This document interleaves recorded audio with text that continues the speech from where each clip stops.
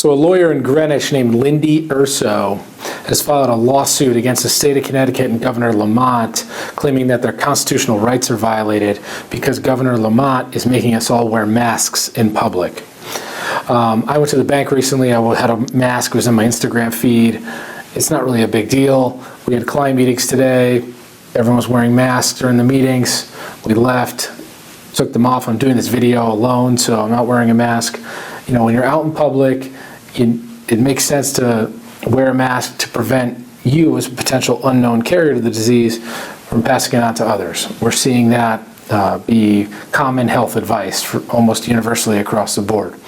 This challenge, I think, will likely get dismissed in very short order. It was brought in the U.S. District Court, which is going to have better control over their dockets, so they're going to have the ability to dismiss that case more quickly than I would say in a state court.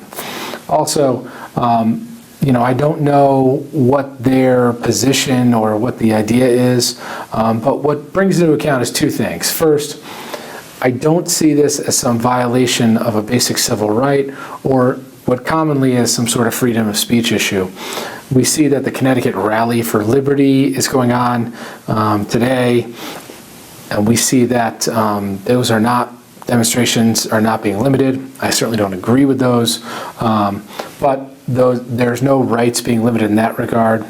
And secondarily, what's interesting about emergency orders is if they have some economic impact. So you're seeing attorneys like Norm Pattis and his firm bringing a lawsuit on behalf of a bar in New Haven to address some of these orders.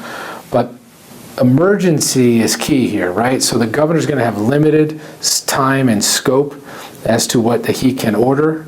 And if these continue to go on and on, then I think you're going to see more and more lawsuits or more action against them. Certainly criminal charges, otherwise there's potential challenges there to get those dismissed based upon some of these constitutionality issues.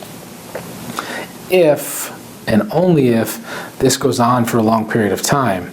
Also, once the emergency is over, you may see those prosecutors not pursue those claims if there has been any arrests. I have not seen any arrests. There was in another state, there was discussions about a barber shop that was acting as a bar, hosting a party, and there were some potential arrests there. But otherwise, it seems like everyone's doing what they can for social distancing. So look, interesting legal issues now that we're getting into the second month of this quarantine, self-isolation, social distancing, and the governor's executive and emergency orders here. So, it'd be interesting to see what happens going forward. I'd love your thoughts, lawyers.